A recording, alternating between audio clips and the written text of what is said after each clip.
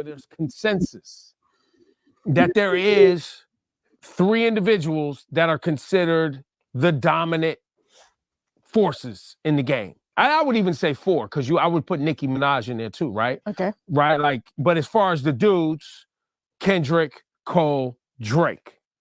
Consensus. Did you guys think it's a consensus? Like all hip hop agrees? I thought we did until. But there's consensus. We all know that there are double standards in hip hop, or at least when it comes to everything in society regarding women. Tensions have reignited in a major way between Drake, Future, J. Cole, and Kendrick Lamar, and everyone is anxiously awaiting to see a response and how it's going to escalate.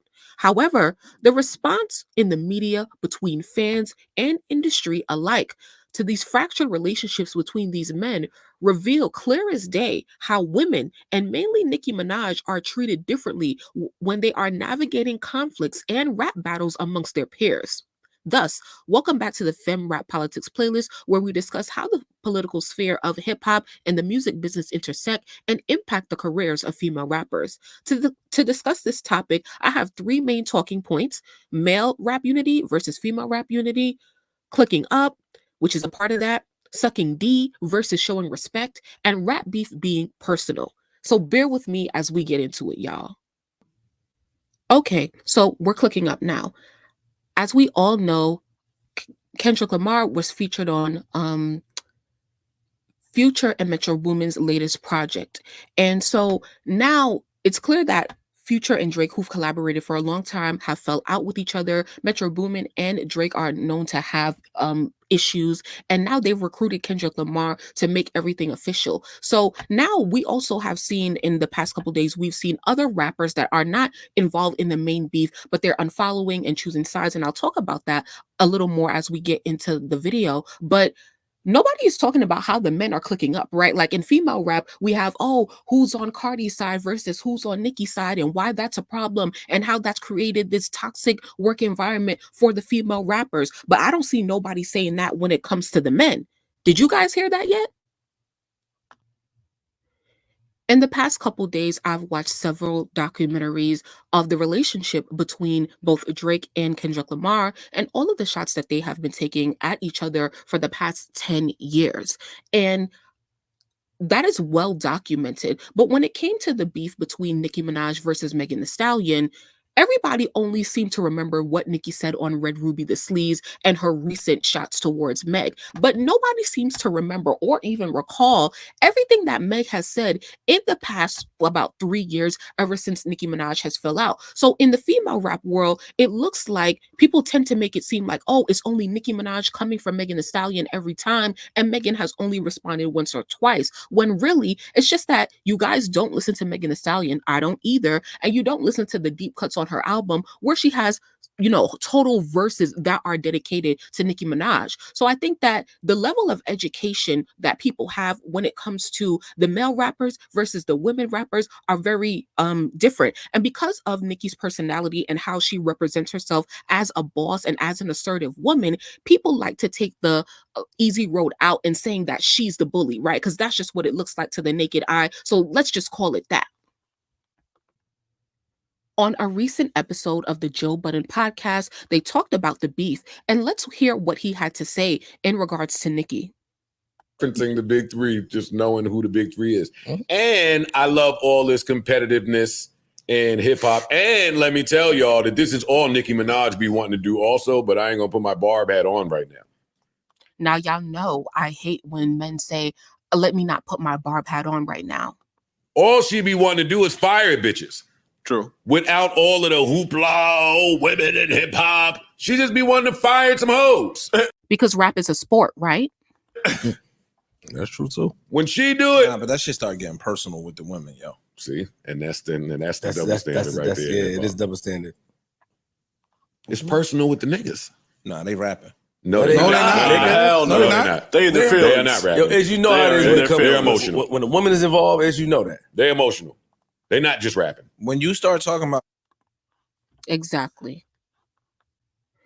Joe Budden makes it clear that Nicki Minaj is just as talented and well within her rights to treat rap like a sport, just as the men do.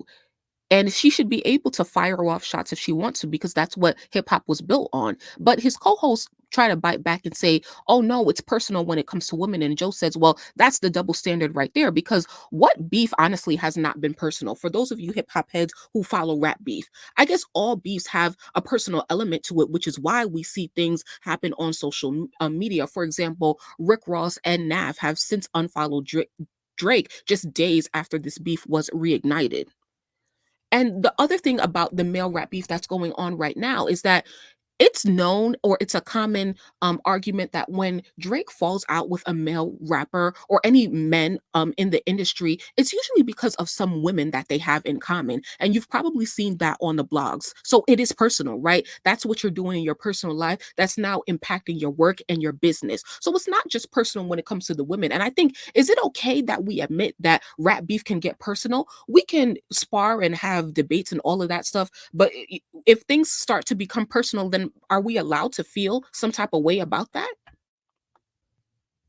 This slides right into my next point of male rap unity versus female rap unity. In the men, we see how women and other situations have disrupted what we call male rap unity, and there is no pressure for the men to stick together and just come together and hoorah and stuff like that. But once again, it's looked down upon when it involves the women. You can't say that you're tired of hearing how Nicki bigs herself up in her music, saying that she's the queen of rap, when every time in a male rap verse, J. Cole, Drake, and Kendrick, they talk about how they're the number one person in their field as well. Joe Budden said, I love when Future is the one to break up all of these monetized friendships, in another clip of his podcast. So it comes out that the rumors of speculation that Cardi B and Megan are feuding, right? So Cardi B has made announcements, Megan announces her tour, and neither of them supported each other's songs on social media this year after Bongos. Was that also a monetized relationship, or a friendship that was based on convenience, or a friendship that was based on mutual hate for one other person? Was it a friendship of convenience? Now let's get into some things that have been going on Twitter regarding this issue. So Spotify posted a tweet. Someone said female rap has become a hostile work environment, and someone said, I love to see it. But let me pull up this other thing from Spotify. Here it is. Because Spotify Rap Caviar, the list, here they are. This is the biggest hip hop playlist on Spotify. And so as you can see, they have billboards out in Times Square of New York City saying hip hop is a competitive sport. So let's see what the reactions to this have been. But it was bullying when it was Nicki. We have to pick a narrative. Is it bullying or is it rap? Because when Nicki violates, she's being bitter. It's a competitive sport now, but a Sun bar would have considered bullying. So fans are clocking them for, their double standard in supporting Nicki. And once again, when we talk about double standards, I'm not even talking about Joe Budden specifically or Spotify specifically. We see here that they are championing like rap being a competitive sport, but they said nothing, right? They said absolutely nothing just months ago when Nicki Minaj and Megan Thee Stallion were going at it. So I wanted to point out this tweet in particular. It says, does this go for female rap as well? Because these reminder billboards would have been useful when Nicki was responding to a diss a month ago. And it's true. Once again, it's the overall support and the attitude in the industry when it comes to male rap beef. Right now, everyone is optimistic. Everyone is excited. Nobody is preying on anyone's downfall or speculating about anyone's downfall. Everybody is supporting what's going on right now. But the temperature was very different when it was Nicki Minaj just 1 month ago. Drake and J. Cole have been on tour together for I don't even know how long. And every night it's a tradition for Drake to make a speech at the end of their performance. So I'm going to play it and then we'll talk about it. But I want you to pay attention to what he's saying. J. Cole is standing right across from him, and pay attention to what Drake is saying.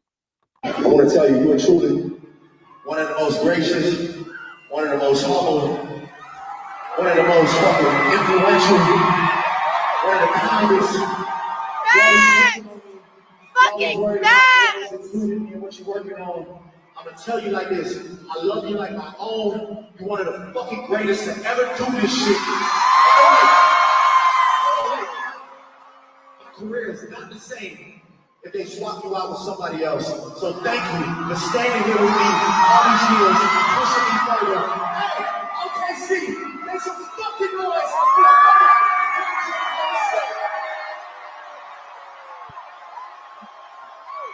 So Drake is telling J. Cole how much he loves him, how much he appreciates him for staying by his side all these years. Let's see what else Drake has to say real quick. And they embrace. Okay, so that's it. So what happened here? I love that I found this, and academics pointed this out because he said that Drake is one of them people, and I've been studying his interviews when he talks about Kendrick, and he's one of those people who will big you up and make you feel so great. But he's saying that because he knows how much you need him, how great he is. And what he's saying to J. Cole is like, he's saying thank you for being one of the greatest, but he never said thank you for being the best. Thank you for being number 2 so that I can be number 1. He's telling Cole that my career would not be the same without you. I could never be number 1 if you were number 2. Do you guys get it? Do you guys get how crazy Drake is? It is a backhanded compliment. However, I just gave you the deep synopsis, but on the surface synopsis, you see Drake giving a lot of love to J. Cole. I don't see this circulating around the internet and anybody saying that Drake is a lapdog for J. Cole. Drake is trying to kiss J. Cole's ass or whatever, But yeah, so once again, Drake and Cole have been on tour for a while, and this is a nightly tradition that Drake gives the speech to him. And so I want to know, what do you guys think? Let me know if you think that this is putting respect on his name or if it's a backhanded compliment. So once again, we talked about it being personal, and here's another thing, a little bit unrelated to all of the beef, but there's some speculation that Kendrick is speaking out because he's no longer affiliated with TDE and can drop whenever he wants. He usually takes about 5 years to release a project, but could he be coming sooner? Do y'all think? I don't personally think so, but there is no knowledge or talk about him releasing a project. However, there was talk about we all knew that Megan had an album coming when she dropped his, and so, but nobody claimed that, oh, clout chasing, trying to roll out a project on behalf of Nicki Minaj's name. We know that she went number 1 off of Nicki's name, but nobody, I hear that a little bit when it comes to Kendrick, but not so much, okay? So I'm personally excited for how the current stage of hip hop is arranged, and I literally mean stage. We have our main characters and our supporting actors, and then there's the extras. To you, who falls into what category in both the men and the women beefs? Who are you rooting for in this rap civil war? And I'm asking in terms of the men, what implications does this have on male rap politics? Who do y'all think is going to obliterate the other lyrically with their response? I'm not too worried about Drake because he's definitely battle tested and has come out on top. But yeah, and I'm also not doubting Kendrick or Cole. But thank you guys so much for listening to the end. Please like this video if you enjoyed it. Let me know what you guys think about the double standards and if I missed something. But thank you so much, and I will see you in the next video.